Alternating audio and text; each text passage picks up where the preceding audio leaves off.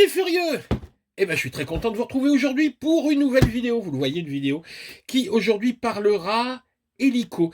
Si vous nous suivez sur la chaîne, vous savez qu'on adore les petits hélicos. On vous en a présenté un certain nombre, dont la série des XK, XK 110, XK 123, tiens, le 110 ici, le 123 là, plus maquette. Il existait également le XK 124. Ah ouais, regardez, voyez pas comme une petite ressemblance. Et ben aujourd'hui, on va vous présenter un petit produit de chez RC ERA, le C187 hélicoptère. Si on le compare déjà avant l'ouverture au C124 de chez XK, on va dire que ça c'est la version peut-être pas low cost, mais en tout cas la version entrée de gamme, là où le C124 était un brushless, on va avoir ici un hélicoptère brushed, là où le C124 avait des fonctions 3D ici, on va avoir un hélicoptère qui aura un gyroscope 6 axes, c'est-à-dire qui restera stabilisé, qui n'aura pas la possibilité de faire de la 3D. Alors vous allez me dire, quel est l'intérêt d'acheter ça? Ah ben parce que, on va dire que celui-ci vaut à peu près la moitié du prix du précédent. Le XK 124 est vendu, on va dire, un petit peu moins de... Alors ça dépend des moments, un petit peu moins de 160 euros. 150 en ce moment, je crois qu'on l'a en promo à 144 euros. Celui-ci, il est en dessous des 90 euros. Donc si vous voulez débuter ou faire un cadeau à un enfant, je pense que celui-ci serait un petit peu plus indiqué. Par contre, évidemment, si vous voulez évoluer dans la pratique de l'hélicoptère, choisissez plutôt l'autre qui sera un petit peu plus cher. Bon, ce qui sera un petit peu plus durable, peut-être. Honnêtement, je ne sais pas. Nous, on avait essayé le K123, dont on était très très content, mais dont les aptitudes à la 3D étaient quand même pas extraordinaires, parce que la coque le rendait un petit peu lourd. Allez, on va nous s'intéresser, hein, on va laisser le K124 de côté, s'intéresser à ce C187 de chez RC-ERA. Sur la boîte, il nous indique 15 minutes de vol. Bon, en général, vous pouvez diviser par 2 le temps de vol qui est indiqué sur les boîtes. On nous indique ici altitude contrôle, c'est-à-dire qu'on va avoir un petit flux optique qui va permettre de maintenir à peu près correctement l'altitude de l'appareil. Il n'y a pas de GPS, mais ça va donner une bonne stabilité normalement au petit engin. De l'autre côté, qu'est-ce qu'on voit? La boîte est jolie, hein, la boîte est vraiment sympa. Take-off 1K, donc on va appuyer sur une touche pour décoller, pour atterrir. Le gyro, on est en 2,4 GHz. La lipo est intégrée, le chargeur prêt à voler. Bon, bref, du classique. Allez, on va ouvrir ça. Alors, j'ai pas ouvert la boîte. Donc, vous voyez, je vais découvrir l'engin avec vous. Je ne sais pas du tout hein, ce qu'il y a dedans. Hop. Voilà. Donc, cet hélico nous a été confié par Mariette de chez Banggood. Donc, pour faire l'essai. Hop. Alors. Tac. On va laisser ça ici. Voyons ce qu'il y a de joli dans la boîte. Parce qu'une boîte, c'est bien, mais ce qui compte, c'est ce qu'il y a dedans. Hop. Alors, on commence avec la petite notice. Je vais vite hein, sur la notice. Comme je découvre, je regarde ce qu'il y a à l'intérieur. Bon, les différentes pièces, les différentes fonctions. Alors, attendez, c'est écrit tout en chinois là. C'est pas super. Alors, attendez, je regarde après. Qu'est-ce que c'est que ce bordel? De l'anglais, s'il vous plaît. Oh la vache! Oh la vache! Du chinois. Super, du chinois. Ah bah c'est du chinois pour moi. Hein. J'espère qu'il y a une autre notice après, parce que là, ça craint un peu. Je cherche un QR code. Bon, je chercherai une notice hein, de ce C187 sur le net. Si je la trouve, je vous mettrai le lien ou le QR code. Je vais voir ce que je trouve à l'intérieur. Mais là, Là, c'est abusé quand même, hein, c'est abusé. En général, on se contente de l'anglais, mais là, que du chinois, on va pas se mettre à apprendre le chinois. Pour une notice, le petit truc pour assassiner votre belle-mère, hein, comme d'habitude, pour éviter l'humidité dans la boîte. Alors, qu'est-ce qu'on trouve d'autre? Le petit câble pour charger sur votre chargeur de téléphone. Une paire de pales. Alors, il n'y en a qu'une paire, alors qu'il y a 4 pales sur l'hélicoptère. Ils auraient pu enfiler 4. Une petite hélice pour l'anticouple. Le tournevis et la petite clé BTR. Bref, de quoi bricoler un petit peu. Donc ici, la radio.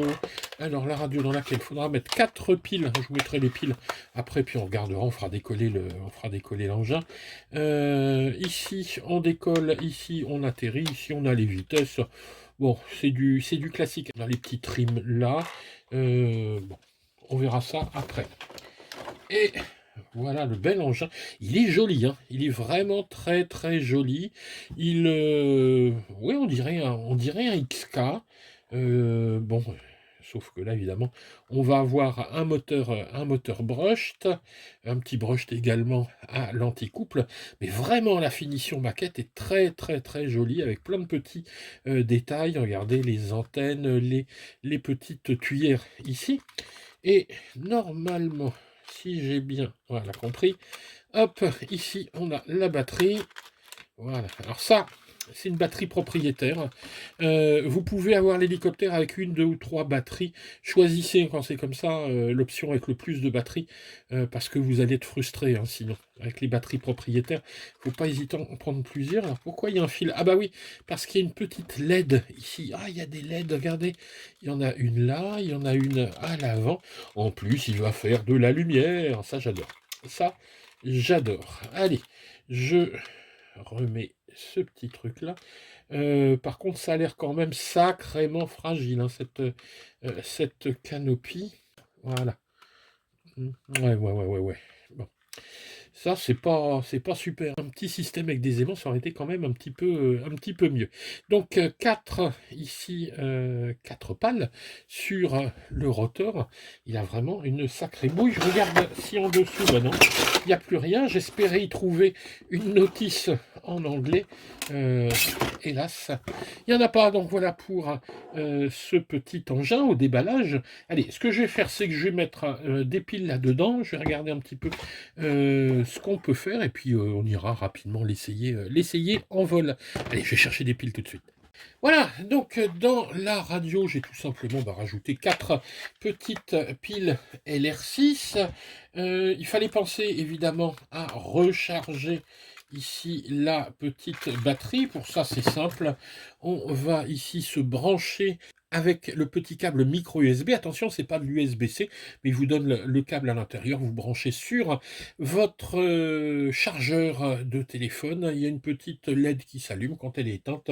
Hop, c'est que c'est chargé. Ensuite, on va glisser la batterie ici. Ça, c'est assez simple. Par contre, la galère, c'est pour refermer ici. Alors, il faut mettre les 2 petites pattes là, et j'ai peur vraiment qu'à terme, ça se casse facilement. Moi, je galère, hop, pour fermer. Voilà, je pense que c'est un petit coup à prendre. Il n'y a pas de raison. Voilà. Et donc, une fois qu'on est là, on se dit, on va allumer quoi? L'hélico ou la radio? Commençons par l'hélico. Oui, mais oui, il est où le bouton? Alors, je me suis dit, je vais aller voir sur la notice. Oui, mais je vous rappelle, la notice, elle est en chinois. J'ai utilisé Google Traduc avec l'appareil photo pour traduire le chinois sur les images, et rien, ils n'indiquaient pas du tout comment l'allumer. Finalement, en y regardant bien, le flot optique est là, et ça c'est le bouton d'allumage. Faire un appui long dessus. Hop. Et voilà. Donc ça se met à clignoter lentement devant et sur le dessus. C'est assez joli d'ailleurs, hein, ce petit clignotement. Et une fois que vous êtes dans cet état-là, vous allez allumer. Bip. Il se met à clignoter rapidement. Un coup en haut, un coup en bas. On attend. Et voilà. Donc ici, on est passé au fixe, l'appareil est bindé à la radio, il est prêt à être utilisé. Alors, avant de l'utiliser, on va faire une calibration.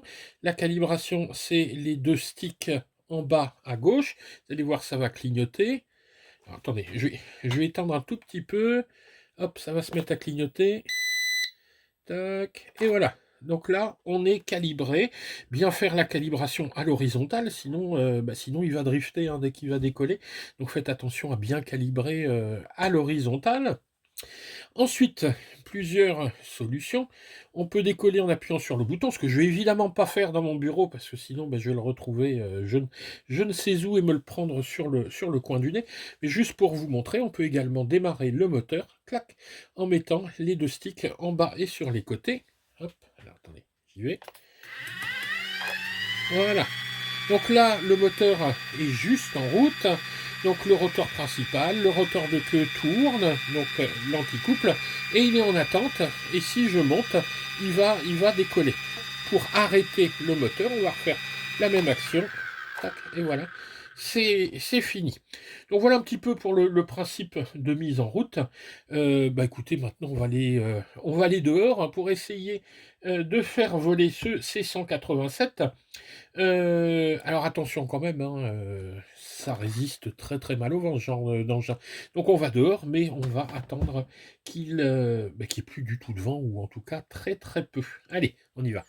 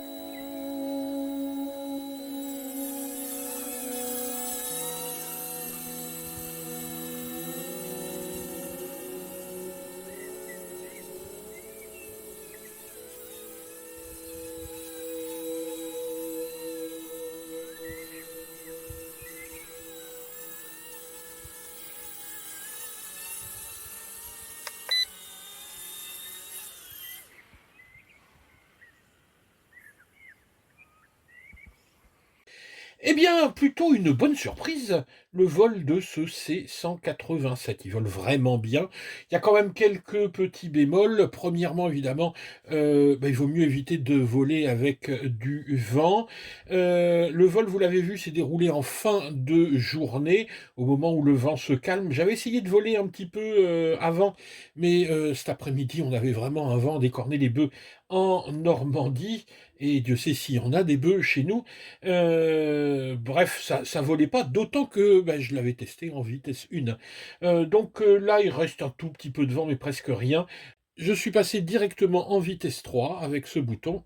Tac, vitesse 2. Hop, et vitesse 3. En vitesse 1, il n'y a vraiment pas assez de réaction. Donc je pense qu'il faut, si on débute plutôt vitesse 2, et puis dès qu'on va commencer à avoir l'habitude, vitesse 3. Là, il est honnêtement pas mal réactif. Au niveau des trajectoires, ça se passe bien. Vous avez vu qu'il décolle et qu'il atterrit tout seul avec le petit bouton. Je fais gaffe hein, là, parce que si j'appuie, je vais le retrouver direct au plafond. Hein. Il a une bonne petite gueule en vol. Bref, pour le prix, c'est honnêtement pas mal pour s'amuser avec un hélico.